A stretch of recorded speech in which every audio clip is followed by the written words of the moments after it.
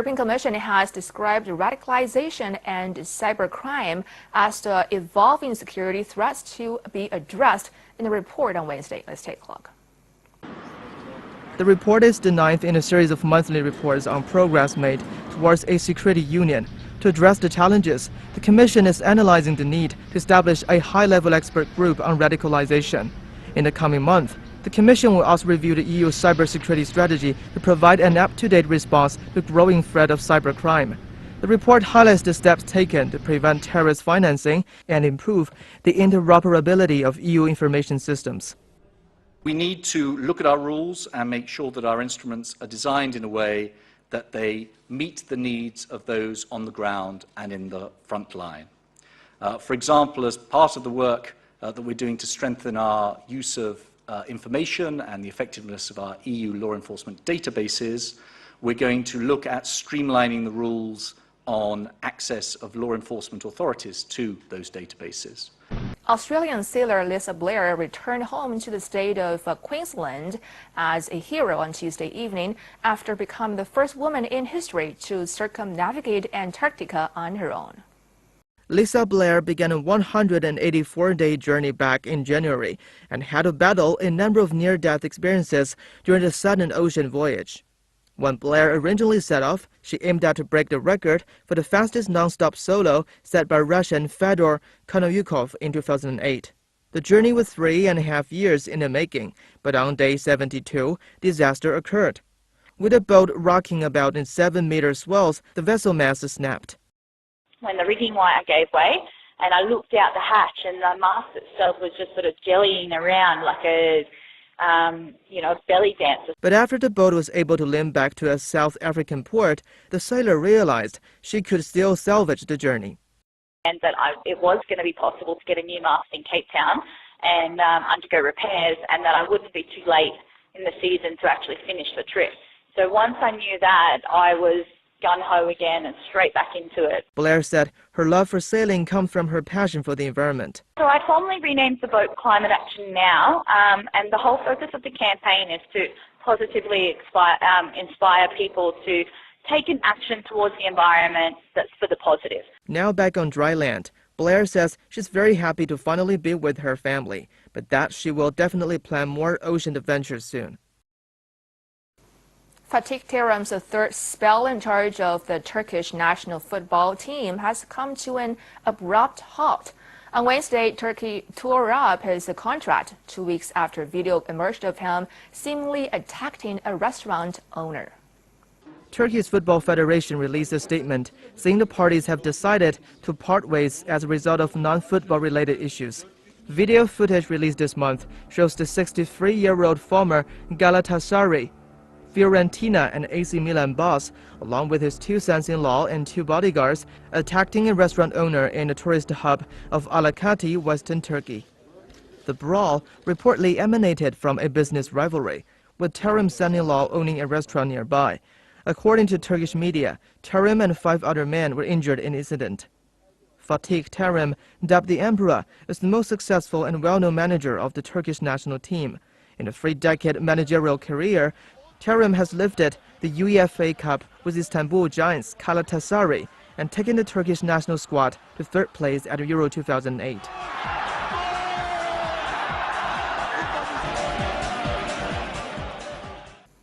Officials say Kenya's Standard Gauge Railway, or SGR, has transported over 150,000 passengers between Mombasa and Nairobi since it was commissioned on May the 31st. According to Kenya Railway's managing director, the train dubbed Madaraka Express was meant to run on a trial basis for a few months, but has received overwhelming response from the traveling public.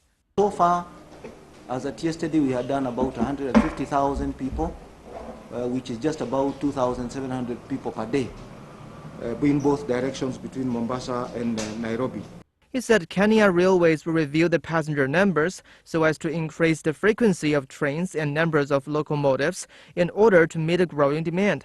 1st of August, we have decided to escalate the service slightly more by having 2 stops on the same service. So from 1st of August, we'll be stopping at Mtito and we'll be stopping at Voi, to make customers at those locations to start enjoying the service. Kenya Railways currently operates one daily service from Nairobi to Mombasa and another from Mombasa to Nairobi. The 480 kilometers SGR, which cost $3.6 billion, was 90% financed by China, with the rest of the funding coming from the Kenyan government. 120 couples got married in a mass wedding ceremony in Sudan's capital of Khartoum this week. The scheme is run by a local charity, helping to reduce costs for young couples eager to tie the knot. We went to see if there is any cake left. On Tuesday, 120 Sudanese couples from the country's medical sector tied a knot. The event was put together by Sudan's Youth Support Charity Fund, Khartoum State's Health Ministry, and Sudan's Medical and Health Professions Trade Union as a way to help up young lovers. During the first half of 2017, we have managed to complete the marriage of more than 7,443 young couples as part of the collective marriage program. All the married couples have received training sessions on suitability, family planning, and family guidance.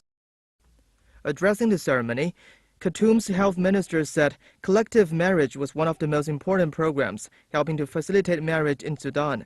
A number of economic and social factors are making marriage more difficult in Sudan, including economic conditions, the high cost of living, youth unemployment, and rising education, as females delay marriage in order to get a degree. We spoke to one happy new couple who were finally married after a long engagement. This is a wonderful idea to assist the youths to get married. We're extremely happy with completing our wedding. The idea of the collective marriage is great and helps in stability for youth. My message for every youth is to join this program, which is a great humanitarian work. According to the World Bank, average income per capita in Sudan is just $2,100 a year, meaning that expensive dowries can often be a stumbling block for young couples in love.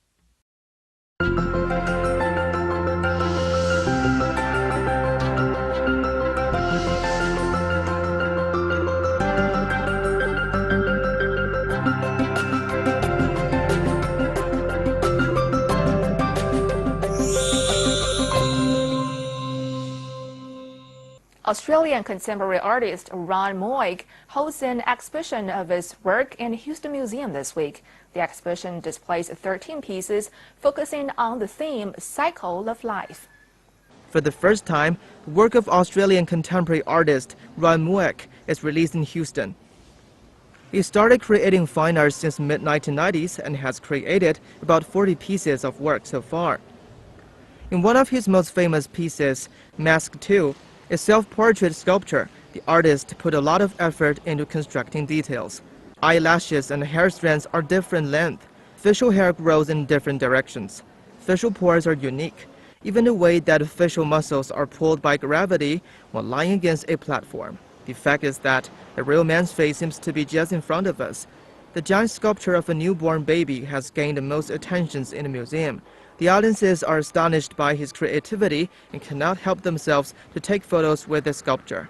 Other masterpieces include Couple Under an Umbrella and The Girl, are also popular among audiences.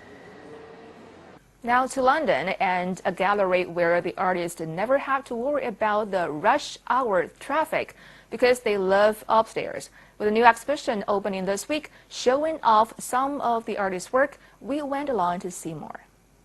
The Griffin Residency program has been bringing artists to above this West London gallery for the past 2 years. Now a new exhibition has gone on show, showing the best work produced by 17 artists, including paintings, sculptures, videos, and installations. Most of the artworks are the first time to open to the public. According to Rebecca Pelly-Fry, the gallery attracts artists from a wide variety of backgrounds. So the residency program we have, there are 2 strands to it. We have one which is for project-based residencies, so artists from any background, anywhere in the world, at any point in their career, can apply to come and do a project-based residency with us. You have to have an idea that connects with us as a business and us as an organisation. So usually It's to do with materials and exploration into materials and science, the science around making. And so they can come, apply, and we assess those applications 4 times a year and take applications from all over the world. And then the second strand is we take artists in residence who are currently studying, either for a BA or an MA, or sometimes just as postgraduate, who come and spend some time with us to make work that they wouldn't be able to make in the university situation for whatever reason. So those are the 2 main ways we bring artists to the building. Rebecca said the gallery provides both accommodation and a studio for free. We're continuously having exhibitions in the space. We really want to meet new artists all the time, so having a residency program here is a really great way for us to meet artists, new emerging artists from all over the world. And we get to spend a little bit of kind of quite intense time with them here, get to know them, get to understand their practice and support them for a period of time to develop their practice in new directions. And they get to work with our labs here as well. We have an innovation and development laboratory upstairs above the gallery. And the studios are right next door to that space. So they work with the scientists, with the chemists, learning about paint, learning about materials, and asking lots of questions and experimenting so that their practice can move off in a new direction. The In Residence is now on show at London's Griffin Gallery and runs until August 25th. Now turning to India's newest library. Only here, the books aren't made of paper. Instead, the human library is a place where real stories are told by real people. We went to see more. Delhi has gone almost crazy as the city is getting its first human library. As you can see, people have queued up here to get their first human book experience. So while they are getting first human experience, I am also going to get the same. At Delhi's Central Connaught Place, people can walk in and borrow for 20 minutes human books, real people who will share their lives, experiences, and tales of success and sorrow. A participant can even ask them questions, all free of charge. To participate, a person has to either go to the event's Facebook page or walk into the spot. They will then be allotted a human book, praise-trained people who will share their stories on 11 topics ranging from drug abuse to cancer survivor. What I have gone through or what my experiences are not different from what you have gone through or a lot of other people have. But the way we respond to them changes the way our life will be designed and decided. The reason of me being here as one of the books is when people come and they listen about the different chapters of my life, from my education to my marriage to my career to other things that I pursue in life, they will be able to identify similarities and hopefully take better decisions, not caring about what the society will say, but instead creating their own society and the new norms. When I saw this page about in social media, it was like, grabbing a new opportunity, and obviously we are youth, new youth, we have to choose for new opportunities. It was quite good. I mean, it was actually, rather time consuming. It was helpful. I think so wisdom prevails over any sort of knowledge you can get from a book. So eventually a person only reads a book, right? So their wisdom will help you more than a book containing facts. Writing a Blackboard is a human book, telling the real-life experiences of visually impaired people in Indian society. Samar is a 20-year-old undergraduate student of Delhi University. Visually impaired since birth, she has faced severe challenges in her studies, with many books unavailable in Braille. She began to turn towards the internet, where she could listen to study materials. Now with a human library, she says she has another place to learn.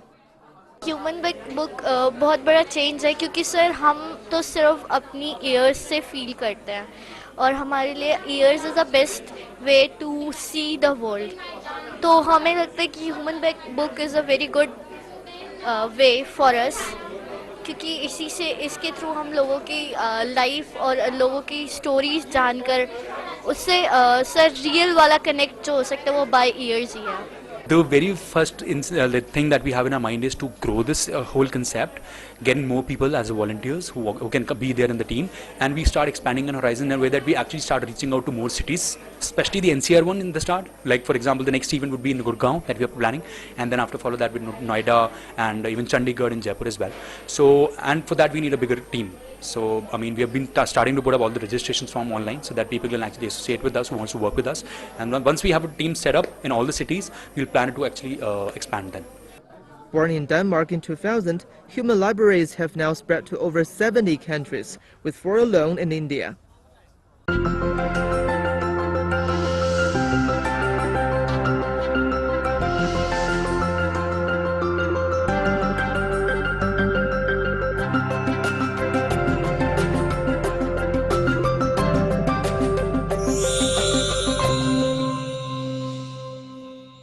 Staff at the Chengdu Zoo have become under fire after a video went viral showing staff seemingly mistreating its giant pandas. CNC went to investigate.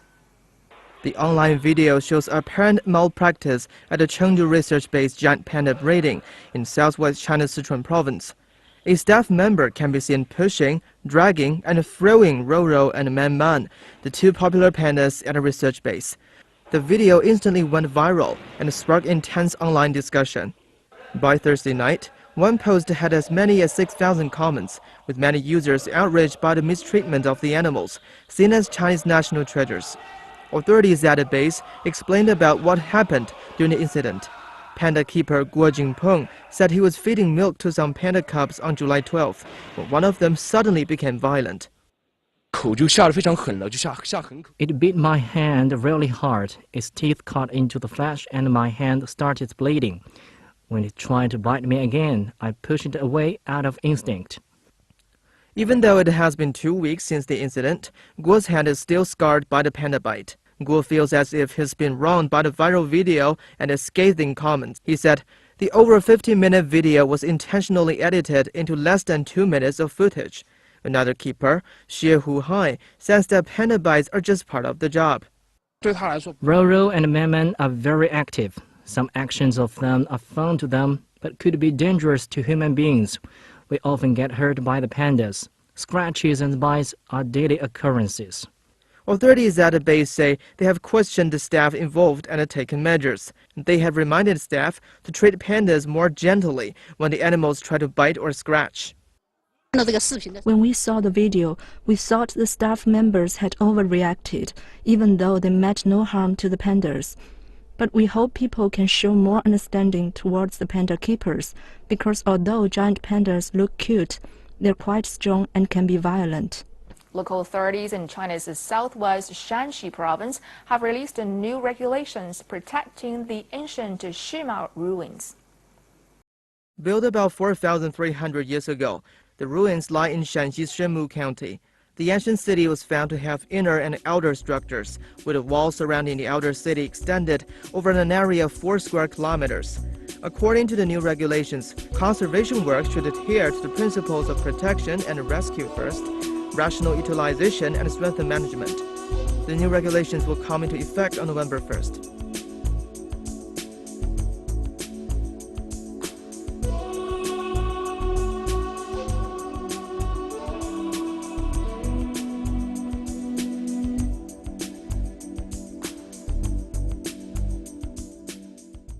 Chinese teenagers who grew up in Spain and Germany have been rediscovering their roots at a special summer camp in Yunnan, southwest China. We caught up with them as they learn how to make traditional Chinese kites. I'm a teacher from Chinese school in Spain. We took 22 students to attend this Seeking Roots trip summer camp. The lesson of DN kite is totally new for them. They do know that China has kites, but don't know the genre of kites. They try really hard to understand culture, to enjoy this process, so I think it's very helpful for them to know more about China. Chinese kites have been registered as a World Intangible Heritage since 2000. The Dian kite is just one type, seen flying over the skies of Yunnan for generations. The students say they enjoy learning how to make them. I like the match of this color and also this shape. I'm painting my dream on kite, as the teacher told us to paint our favorite things. And with the kite, I hope everyone will see my dream. Students are taking part in the summer camp of root seeking in Yunnan. The program was set up by the State Council's Overseas Affairs Office as a way for ethnically Chinese adolescents living abroad to see their homeland. This year, 67 teachers and students from Germany and Spain are attending. Dragons have been at the center of Chinese culture for thousands of years. Although catching one on film is pretty elusive, well, CNC has. 150 acres big and in a field outside of Shenyang. Lifestyles went to see more. This 3D dragon dances across 150 acres and is made of 9 different colors.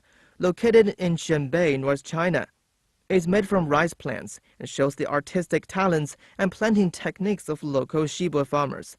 The local Shiba people has a long history of rice cultivation. Legend says that the guardian of the Shiba blesses their land with 1,000,000 beautiful symbols, which fall on the land and appear as the unique paddy field painting culture. This beautiful legend has been nurturing generations of Shiba people, and this year's dragon pattern is inspired by the story of dragon in the field from Zhou Yi. We are descendants of the Chinese nation, so everyone is descendants of the dragon. We put the dragon on the rice fields, that is to say, the weather, our country, our agriculture, and everyone here are all the best. The farmers currently have 1,500 acres to play with in the so-called rice stream kingdom. The land is their canvas, the rice their paintbrush. In the future, land transferred to the Shiba Dragon Creative Agriculture Industrial Park will bring total space up to 50,000 acres, keeping farmers in jobs and securing a future for beautiful designs like these.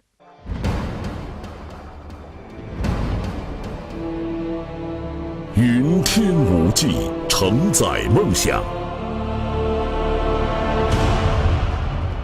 中国南方航空是中国运输飞机最多、航线网络最发达、年客运量最大的航空公司。亚洲第一，全球第三，是南航缔造的业界奇迹。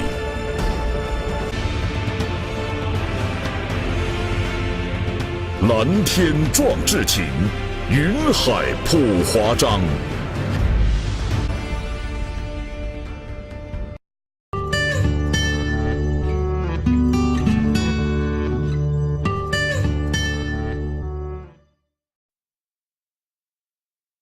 Hi, this is Little Chinese Channel, 小小中文, Lesson 43. In this lesson, we will be studying these 5 radicals. For the first radical, we use a downstroke to the left, a stroke that looks like this, and then a downstroke to the right. This radical is called 折纹, 折纹, 折纹. 折纹 comes from the character 文, which means literature. 折纹 is a building block of these characters. For the next radical, we use a downstroke to the left,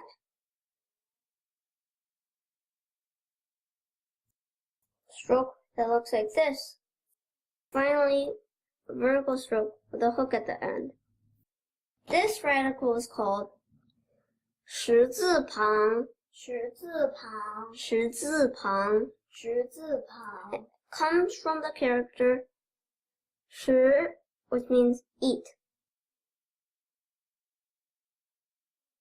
All the characters that are made from 十字旁 are mostly related with food. 十字旁 is often at the left of a character. Here are some examples of what 十字旁 can make. For the third radical, we use a dot,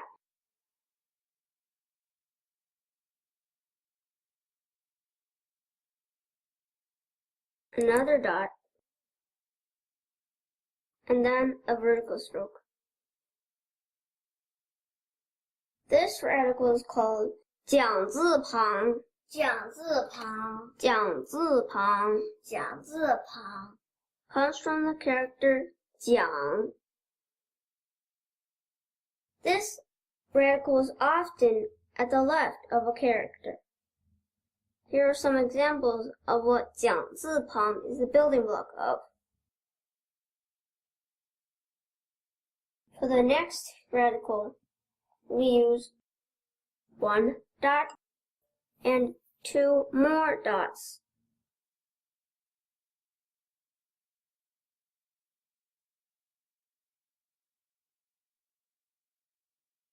San dian shui. San dian shui. San dian shui. San dian shui. Looks like water drops. Most of the characters that san dian shui can make are related with water. San dian shui is often at the left of a character. Here are some examples of what san dian shui can make. For the last radical, we use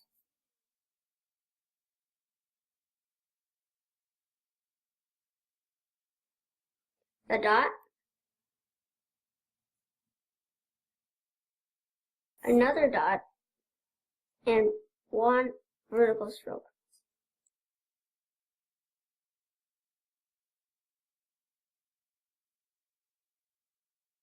This radical is called 竖心旁. 竖心旁. 竖心旁.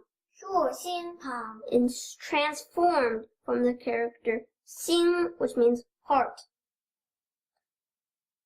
This radical is often at the left of a character, and most of its characters are related with emotion. 竖心旁 is a building block of these characters. Okay, let's write. Remember when you're writing to follow the stroke sequence.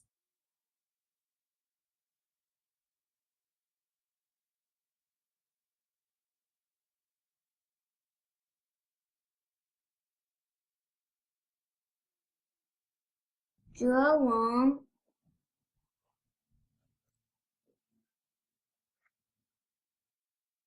Shi zi pang. 讲字旁 3点水 竖心旁 Bye-bye, the lesson is done.